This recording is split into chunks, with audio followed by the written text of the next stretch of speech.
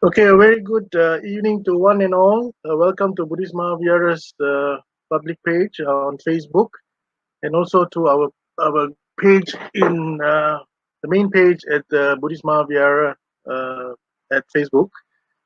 This evening we have a very special guest, and he's been on our show on the Dhammadana series last week as well. And we are very glad and happy that we have Bhante Kusala from Detroit, who's with us this evening to join us for this Dhamma sharing.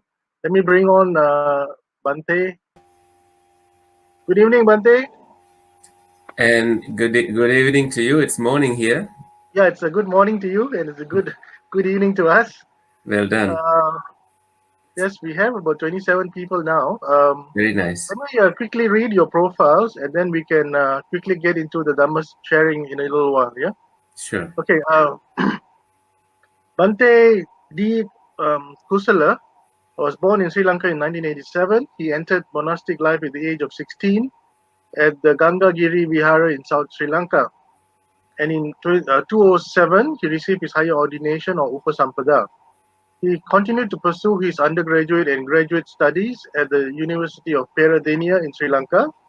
He then moved to Italy to study cognitive science and engage in mindfulness based research at the University of Trento in Italy. In 2014, he then moved to Cambridge, Massachusetts to pursue a Master's of Divinity degree from the Harvard University as a Robert uh, H. N. Ho Family Foundation Scholar. Bhante Kusala has also served as a translator for Bhante Vimala Ramsey, Sister Hema, Ajahn Brahmwanso or Ajahn Brahm, and also Ajahn Brahmali when they, I think, visit Sri Lanka and when he's around in Sri Lanka. He has lectured and taught internationally and served as a resident chaplain at the Brigham and Women's Hospital, the second largest teaching hospital of the Harvard Medical School, and at the Dana Faber Cancer Institute from 2017 to 2018. In 2018, Bhante was invited to the Great Lakes Buddhist Vihara outside of Detroit, Michigan, to continue his Dhamma service and volunteers in hospitals in the area as a spiritual care provider.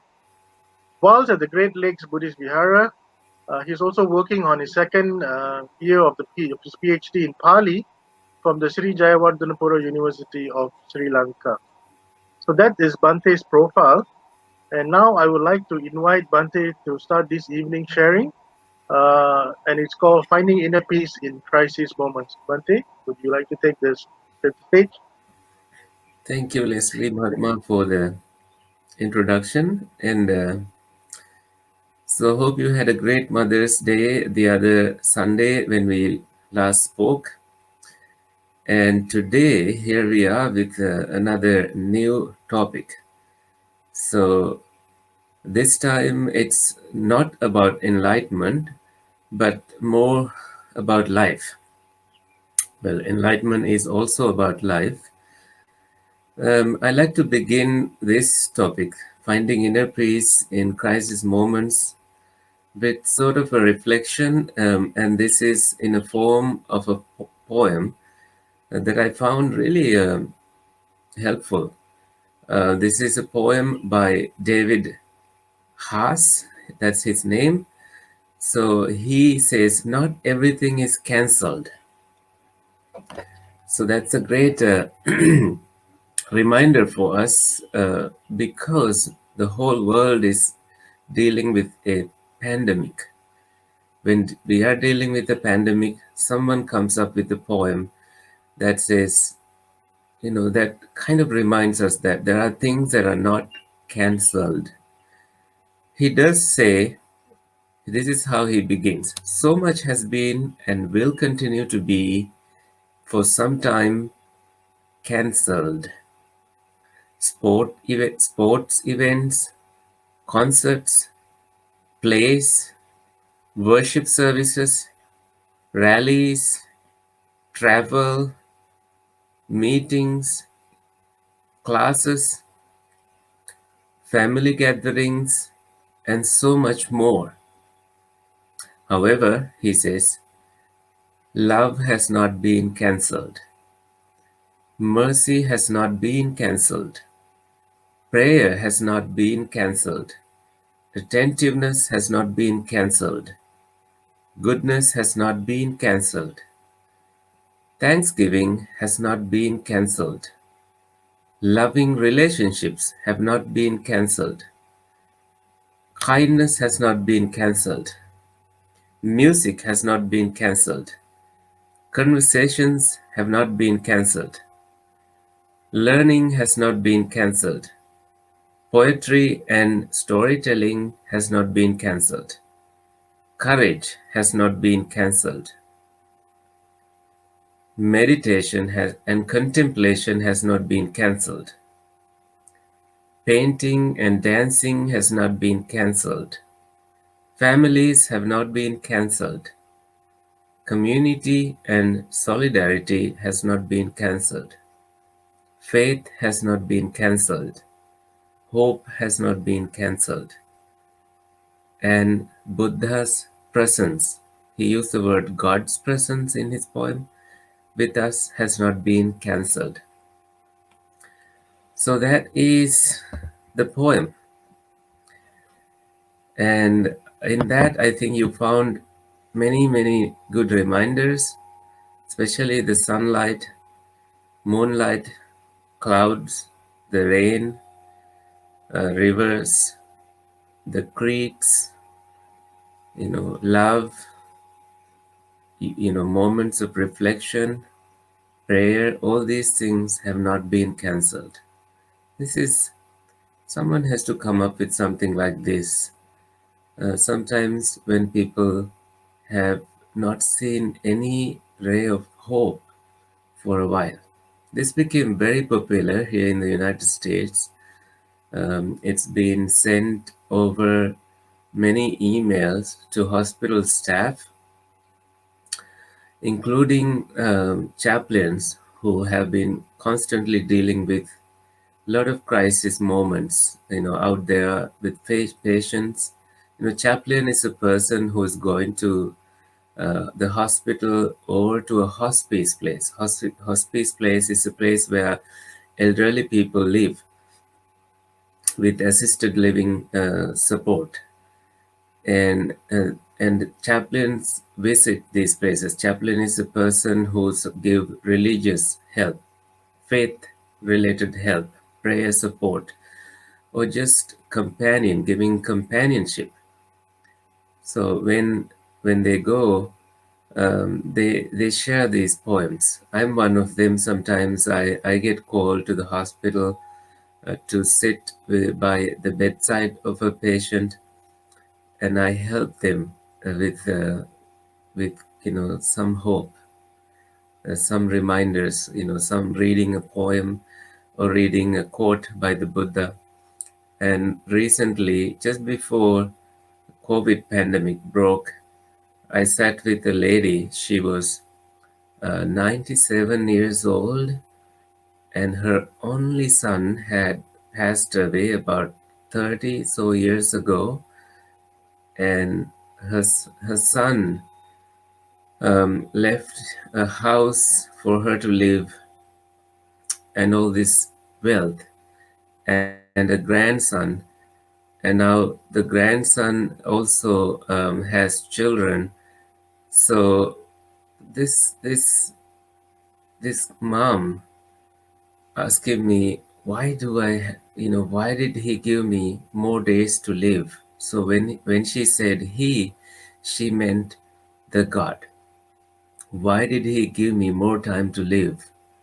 So what do you think I'm supposed to say? So she was having a little crisis in the bedside.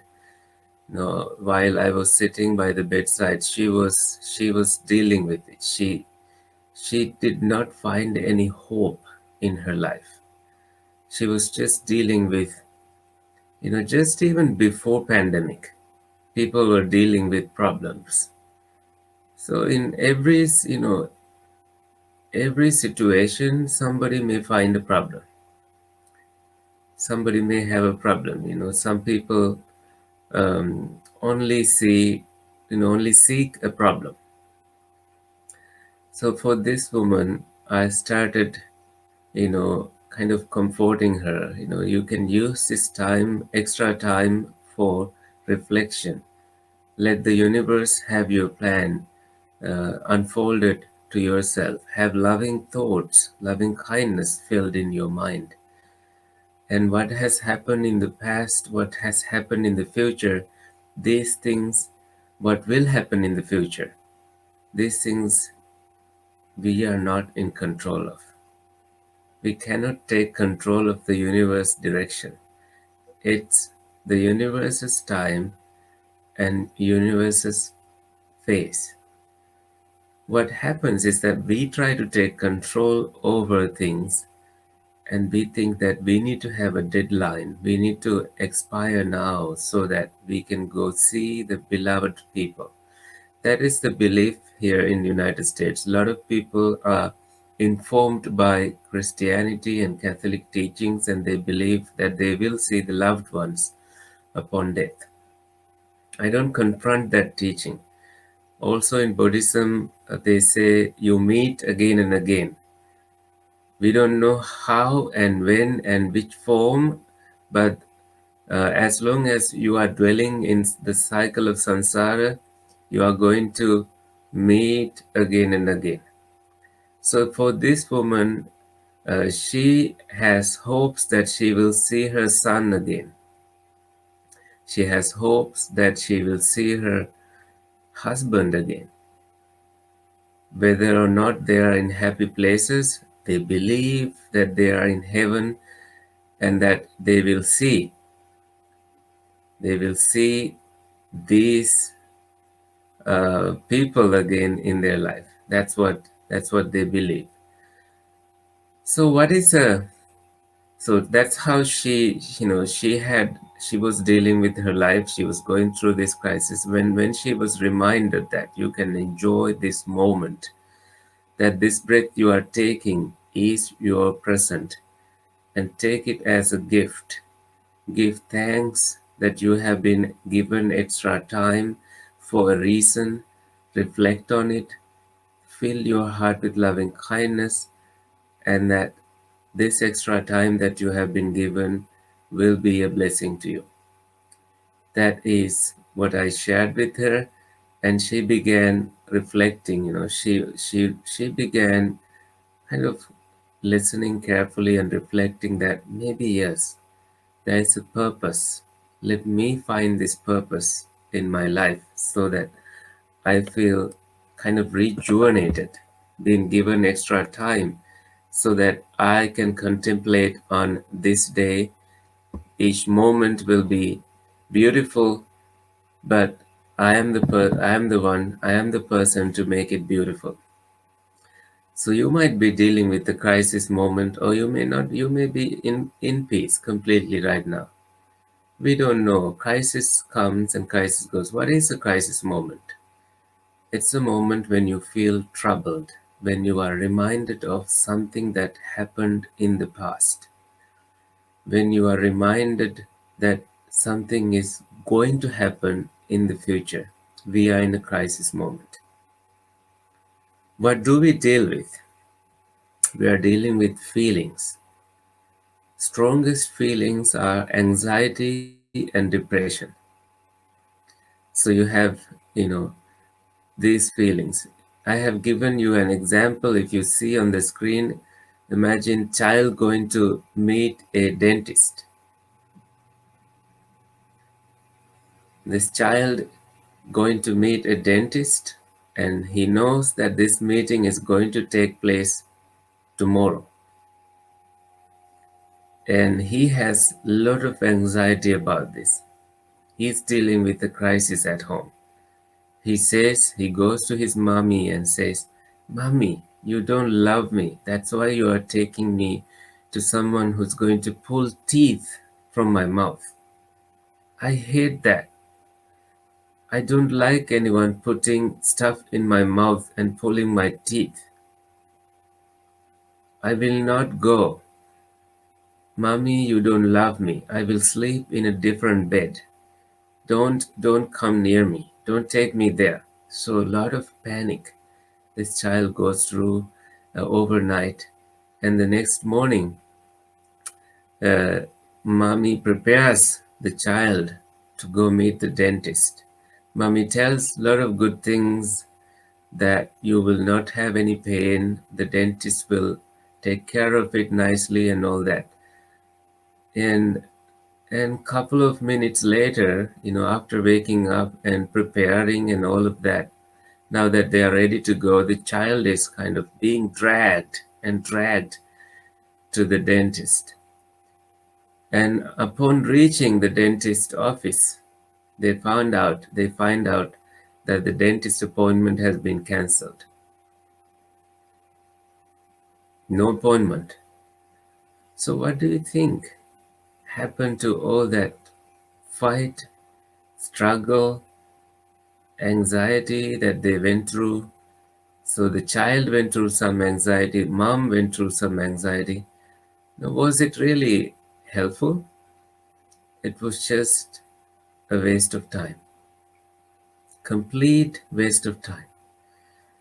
This is what happens to us. Before something happens, we begin worrying about it, complaining about it, you know, refusing it in our heart. Why? That's because future brings thoughts related to anxiety. Because we accept the existence of a future, we ignore what is happening now, the breath that is happening now, the beautiful flower vases that you are seeing in front of you, the child in front of you, or the husband in front of you, or the little Buddha statue in front of you, the scene outside of your window. You ignore all of that because of something that's going to happen. This has happened to me when I was going to school. Even after I became a monk, uh, so there are a lot of demands. In school, there is a morning assembly. My teachers used to put me in the spot, center of attention, put me on the spot and say, my lay name was Anand. Anand, come forward and give a speech about something. So my heart starts beating fast, and I really was not given, even if I was given enough time to prepare, still, all I was doing was thinking about it, thinking about it, thinking about it, not preparing. I knew it was going to come the next day at so and so time, and I knew that I had to, go in front of everybody, and I would fear about the worst things that could happen, like that I will collapse in front of everybody, my legs will not support me stand in front of the audience, my mouth will go dry, and that I will lose connection from the first sentence to the second. So I was kind of having a drama inside my mind, eggs boiling in my stomach. That's how they say. So having a trumpet in my whole body. So this is when we come to learn about anxiety.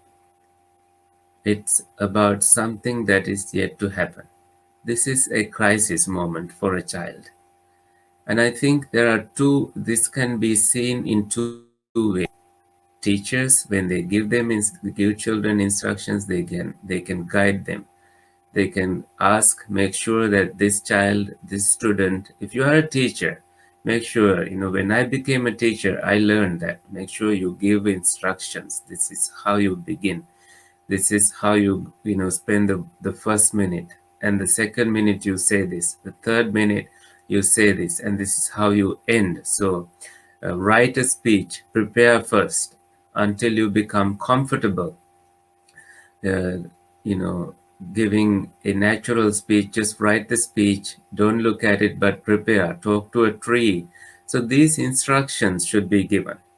When these instructions have been given, and when you have been given a example, the child's brain prepares well and gains confidence. Instead of just throwing the child to that scene, you give them a set of instructions. We learn by example. Thinking is a big, big problem for us. I will bring you an example from Ajahn Braham. Um, when he was living in northeastern Thailand, his teacher gave him a task, and he summoned all the monks, about 30 of them, in the dry, humid forest, and they were given instructions to remove a pile of soil, a huge one. It takes them 3 days, taking just one meal a day and just water in the afternoon, and in the humid, sunny weather, they had to work hard using the tools and wheelbarrows to move this pile of soil from one place to another. The teacher gave them instructions where the soil should be. As they began working, the teacher left. So they worked hard 3 days in a row.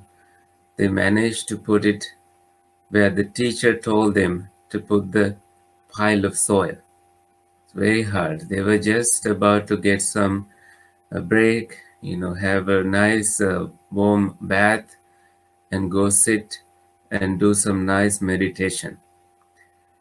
Just as they finished the work, the second abbot, the second abbot came and asked all the monks, "Doesn't seem good to have the pile of soil here. It seems like it's blocking the entryway to the monastery. It seems like this is not good looking. I think now we will have to unfortunately move the pile of soil to a different place." These monks were so disappointed, so very disappointed.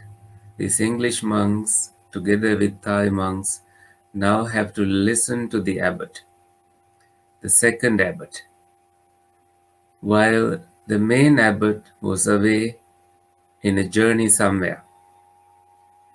And now these monks, unwillingly, unhappily, still they had to listen to this second abbot and began moving the pile of soil to the place that was marked by that second abbot. 3 days in a row, now 6 days in a row, they have been working hard, working on this project, and it's never ending. All the frustration began to build up in their minds, in their bodies. And they reached to the 6th day. Now the project has been completed. They were kind of having a hope, having a little break. They thought, now this is the time to relax. This is the time to get a break, have a bath. No rewards, no tips. All the tips is that now that they get a break, they can sit and meditate. Just as they were taking that break, just as they were preparing for some days of rest, the abbot returned. To their disappointment, the abbot was telling them a complete different story. "Who told you to put the pile of soil in that other place? I told you to put it right here. It's not there. Wrong place. I had plans for this pile of soil. That's why I told you to put it in this place." Now, the monks have been given new set of instructions upon the returning of the main abbot. Now, the work ahead of them is 3 days of hard work. It's going to be 9 days, maybe even more now that they are tired. Just taking one meal a day under humid sun. No progress. In this meditation center, all that we do is removing pile of soil from one place to another. Soil work. This is hard labor. No wages being paid. Nobody to appreciate. This is so unfair. The anxiety and all the frustration built up in their minds. So these English monks, especially Ajahn Braham, began cursing in English language. Even when he was cursing in English language, maybe the Thai monks and other non-English speaking monks didn't understand the English, but they could tell that this monk was unhappy, that he was angry and he was cursing to somebody. But they began the work, still cursing. And Ajahn Brahm had a wheelbarrow full of soil filled by some other monk. Now he was cursing and pulling this to the other place. And this Thai monk, his companion in holy life, came to him and said these wise words: pushing the wheelbarrow is easy, thinking about it is harder. Pushing the wheelbarrow is easy, thinking about it is harder. And this was an enlightening moment for Ajahn Brahm. To a wise man, these words came like a powerful, very powerful teaching. And that's when your friends really help you. Thinking part puts weight. Just pushing, doing the actual work, like giving that speech for me as a student in school, was the easy part. But thinking about it for the whole day was the hardest part. Instead of preparing, even when I came to Harvard University, professors, my advisor, sometimes different organizations asked me to give speeches about my experience as a monk or something about the Buddha's teaching. And I realized from these teachings and from my own experience that thinking about it is not I should do, just preparing for the talk. This is how I begin, this is how I end, these are the things, and if not, I will be pulling my hair out, running like a mad hatter. Although I don't have any, I have shaven my head and I don't have a hat, but mad hatter is someone who is just, a matted hair and running here and there without a purpose. If I did that, I will not have anything to present to the audience. All the problem comes with you thinking that the audience judge you. You think for them and waste your time. It's all a waste of time. So just like that dentist experience the child had, when you went to the appointment, all you find is that the dentist appointment is cancelled. In the case of our teacher Ajahn Braham, he found out that this work that you do is part of your meditation. It's telling you the conundrum, the duality between the mind and the body. Leave the worrying part and come to the part where you can appreciate this very work you are doing and give 100% to that work. Just like, when you have written something, you can edit it. You cannot edit a blank page. If you have put some words in it, you can begin editing it. That's why if you were sitting doing nothing, worrying about writing the book, you would never accomplish your goal. This is what happens. Do not worry about the past. Do not, these are the Buddha's words. Atitang nanu sochaya. Do not worry about the past. Nappa jappanti nagatam. What is yet to come, don't worry about it. Pachuppannena yapenti. Stay in the present. Embrace the duty that you have to do 100%. You are going to dinner right after this. Give 100% to savor it, flavor it, and embrace that job. Serving the family 100% attention. Even if something goes wrong, enjoy it. And again, Ajahn Braham example. I think you've had so many teachings from him, but I think I find love in his teachings. Even recently, I was listening to him, his talk on Vesak, so much power, so much of wisdom. He has given, I think, 100% to reflection in that talk. That's why he gave that talk. Earlier in a talk, he mentioned he built a brick wall, and one of the bricks he put in there wasn't quite aligned. So he began worrying about it. That was many years after he left Thailand, and he was now living in Australia, in Perth. Now that he was building the monastery, he began worrying about, he felt embarrassed about that. That what if he, moved that brick when he was, doing the work, and all these thoughts came to his mind.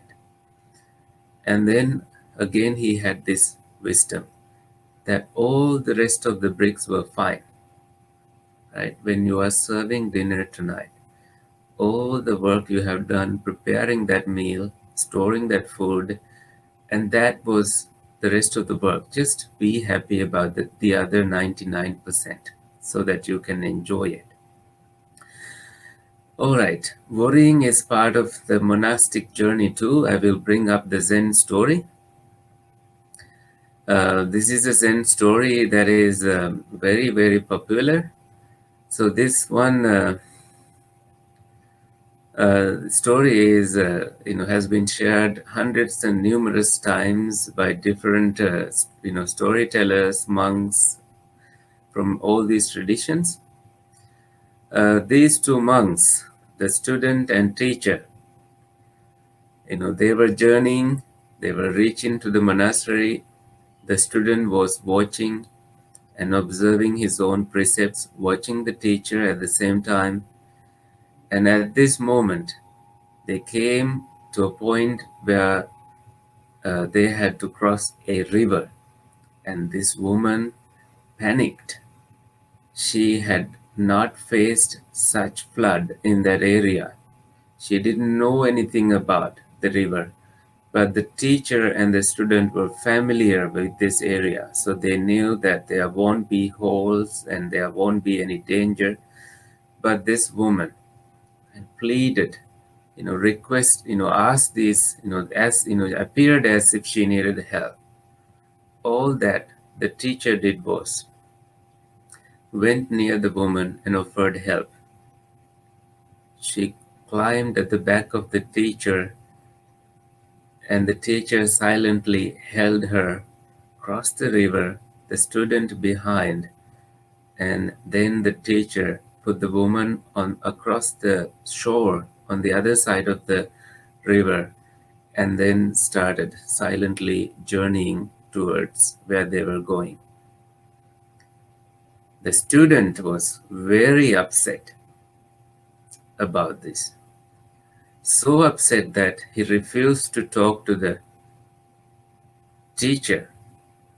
The student thought the teacher was a hypocrite. The teacher was telling the student to not touch women.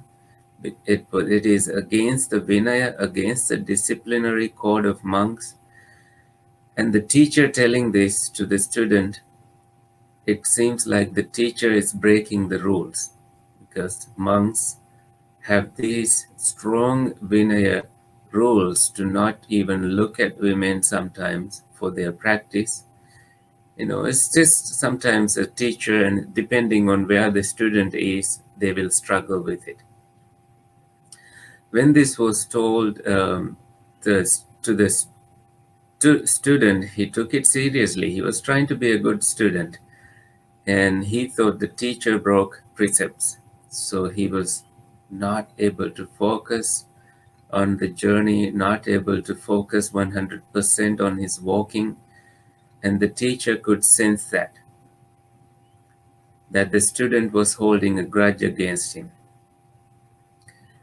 And then finally, the student could no longer hold it, told the teacher that you have broken your precept. You are not supposed to touch that woman. I cannot accept you as my teacher anymore.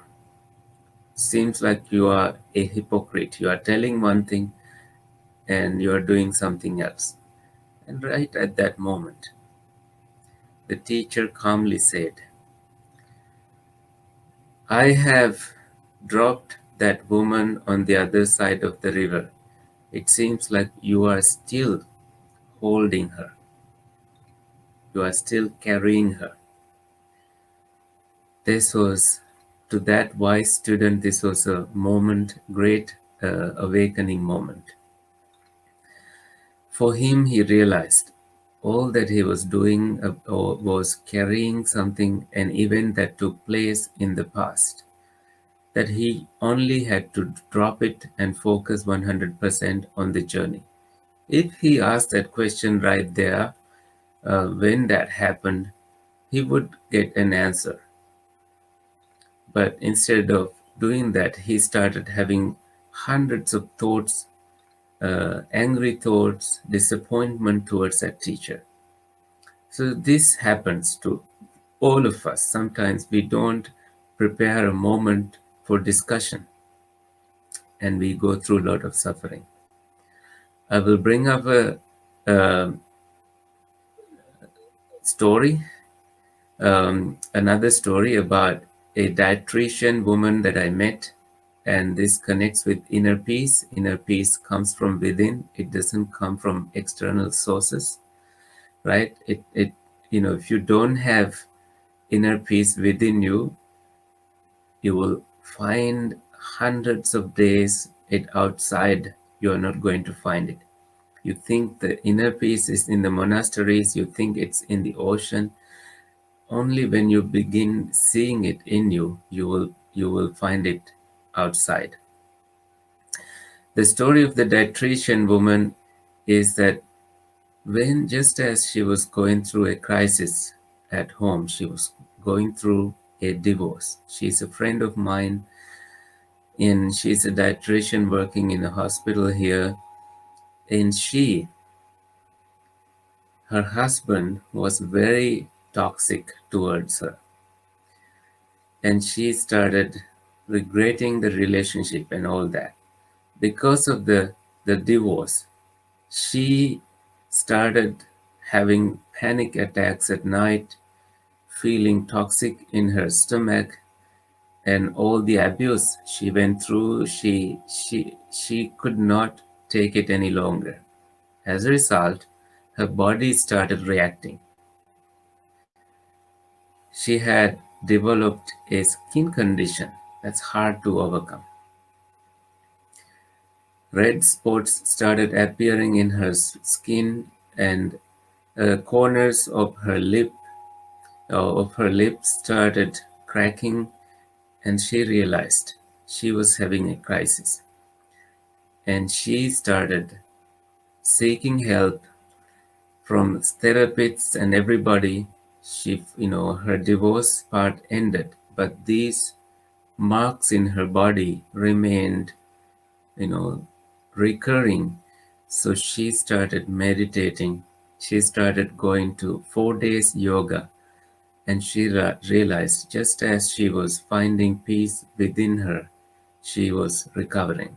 But then again, she got married again, and the second husband wasn't helpful at home. They didn't have a dishwasher at home. You have, in these countries, they use dishwashers. The husband wasn't very helpful doing dishes at night. Then, because of that, she started complaining.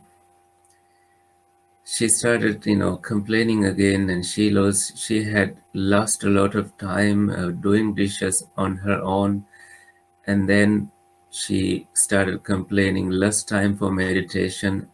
The problems started recurring. Problems started coming back. So because she lost time for meditation, lost time for yoga. Doing yoga and meditation has helped her formerly, but now she was not getting that help because her husband isn't helping. And again, her skin conditions started recurring. So she started doing meditation instead of complaining, doing meditations, staying focused in her goal. It's not about that husband, it's not about doing dishes. She began finding joy and happiness in the work she does, and the skin conditions disappeared. Sometimes the crisis moments are like tattoos in the heart. They are leaving body marks in your body. So, if you don't look after yourself, nobody will. That's, I think, the time to wrap up. We have come to about 45 minutes of talking. If anybody has questions, please bring them up. So I will be happy to answer with, I had a whole outline, but we are not even going to cover the whole thing. I think I'll have to leave the rest for later. So if you have questions, feel free to post them, and I will be happy to respond accordingly.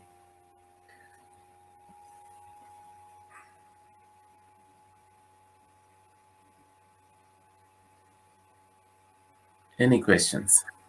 Um, so far, we have not received any questions, Bhante. So I Uh, usually give them the chance. So yeah, let's see. Yeah, so far just we have a lot of comments, but no questions. Mhm. So, do you want to carry on for a little while longer? I will absolutely.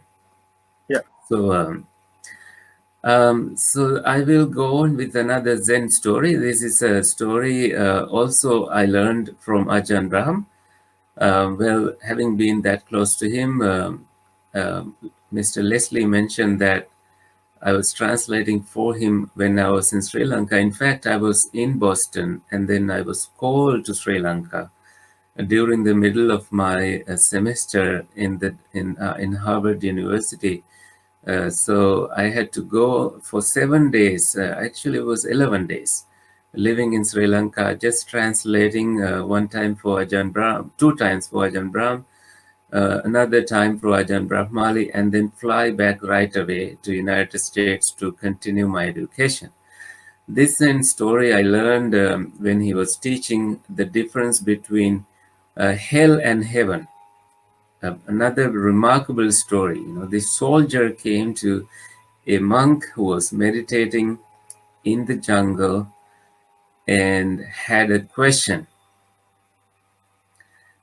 The the monk was silent. Deep in the jungle, this soldier was having a crisis. He wanted to know where is the hell and where is the heaven. He asked that question. The monk was silent. The second time, the soldier bent, kneeling himself down and asked this question, putting his palm together. Where is the hell? Where is the heaven? Is there a hell? Is there a heaven? The monk was silent. The third time he asked the same question. The third time the monk was silent. The soldier pulled out his sword and hoisted the sword and asked, is there a hell? Just as these words were spoken, the monk opened his mouth and said, that is hell. And then he put the sword back in the thing, in his case. And the monk said, that is heaven. And that beautiful story, just as when you begin reacting to certain situations, when you think that you are the controller, you are going to face the consequences. The chemicals within our system, begin shooting. Donald Hebb, Donald Hebb is one of the neuroscientists. He said, neurons that fire together wire together.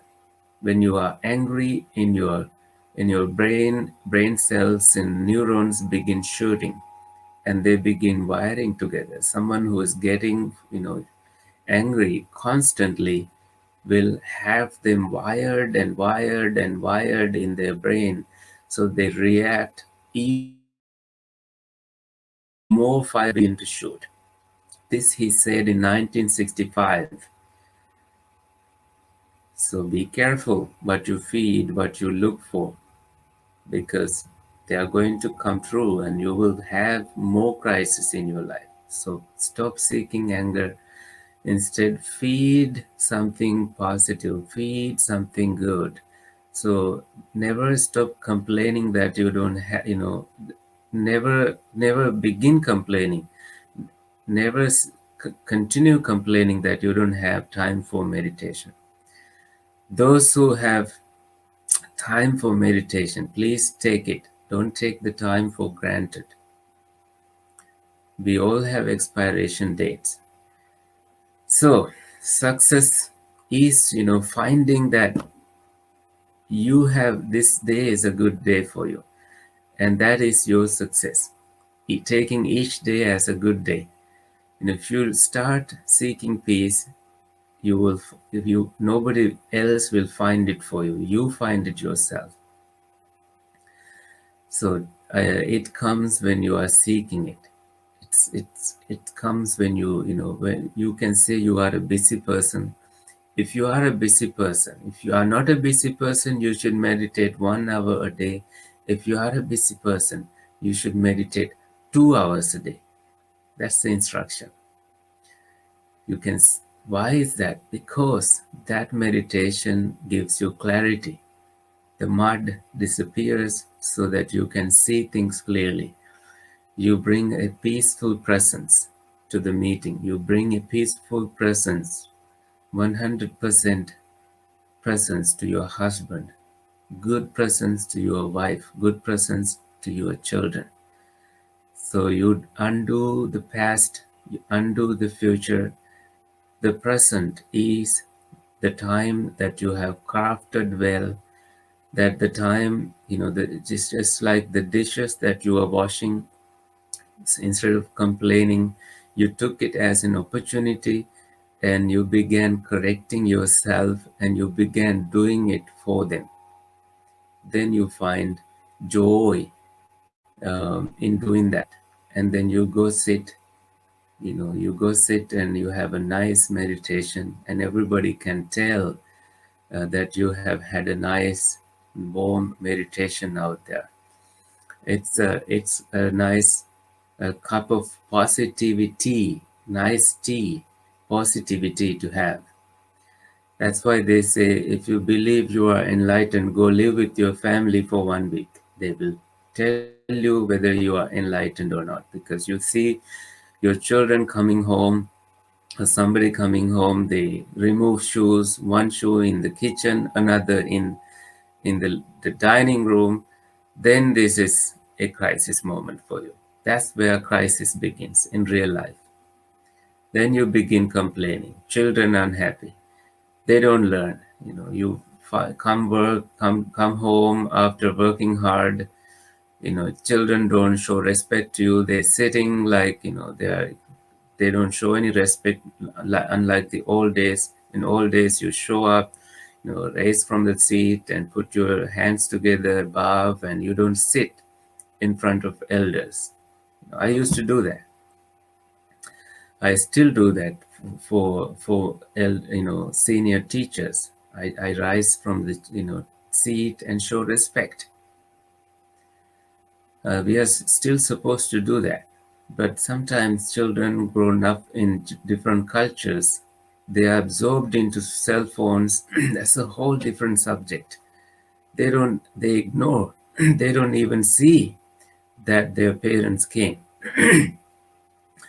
And they are very nervous, their legs shaking. Exactly. Educating the mind without educating the heart is no education at all. Heart's education is so important. You can have degrees and degrees, but if you have not educated your heart, you have fed your mind with knowledge, that's no education at all. So these children, they are very nervous, shaking legs and, saying, "Hi, mom, hi, dad." This is no good, you know. And you tell them, "Stay still." And you ask a question, they cannot talk because if their body is not shaking, they don't know how to talk. This is truly a shocking experience, for us. Sometimes when we visit families, we see that children don't really behave well, and even in front of us, strangers, monks visiting, they get annoyed in front of towards certain things that you know their parents say, and this embarrasses. This is embarrassing for parents. That's why some educated professors, they don't have TVs, because until their children have grown up to be 20 or 21 years old, they never have a TV because they want children to talk to them. You know, even if they do, it has never been turned on. It's just sitting there. And that is because, giving 100% means the whole family need to talk at the dinner table, come together, discuss family problems, and that avoids crisis. The foreseeable crisis won't come. So it's not when you are facing a crisis that you need to, before it comes, before the storm comes, when you are in the storm, you cannot control it. Let the storm pass, let it go, let things be. you know you may have done something wrong, you may have done things wrong. Again, the Buddha says, you know yasa papam katang kamang kusalena pitiyati. You may have done wrong things, but fill up with wholesome things.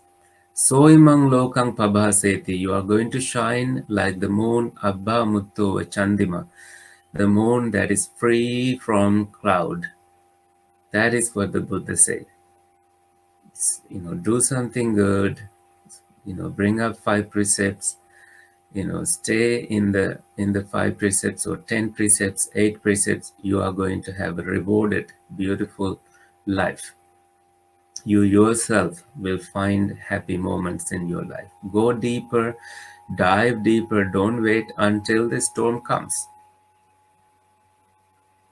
Dive deeper. When you go deep in the ocean, the waves that are upsetting above the surface will not bother you. So stop trying to calm the waves above. You yourself go deeper in the meditation. Walk slowly. Don't trip over things. Be mindful in the activities you do, and you will find beautiful peace coming before the storm comes. And you are well equipped. You are in the middle of the ocean, but you are well equipped to deal with the ocean. Go with the flow so that you don't really get. But they say only dead fish go with the flow, right? The fish, perhaps before the storm comes, you never find any fish that's caught in a storm and dead. You always, it's best. The fish knows before the storm comes. They find safe places. They hide there. No storm will take them. Just like that, financially or emotionally, before these crises come, the Buddha says, Begin saving. Apada Subhavisati. In crisis moments, you will have it for you. So we got another 1 minute before we finish. Any last question? Oh, no question at all. That's fine to have no questions. We had one question, Bhante, but it's not relevant to our topic. Maybe we should do it another time. Mm-hmm. And as you said, we are actually running short of time at the moment. Yep. So maybe we should end here this evening Yeah. and somehow maybe arrange for another day for you to come So back with us. And sometime in June, maybe we can have you back with us. we will see. Yeah. So maybe we can end by the transference about marriage to the Sure. devas as well as the dearly departed. आकाशट्टाय च भुम्मट्टा देवानागा महिद्धिका पुण्यन्तं अनुमोदित्वा चिरं रक्षन्तु शासनं चिरं रक्षन्तु देशनं चिरं रक्षन्तु त्वं सदा. May heavenly beings protect us, protect the sasana, protect our inner hearts by looking after us in every direction. Sadhu, sadhu, sadhu. Thank you.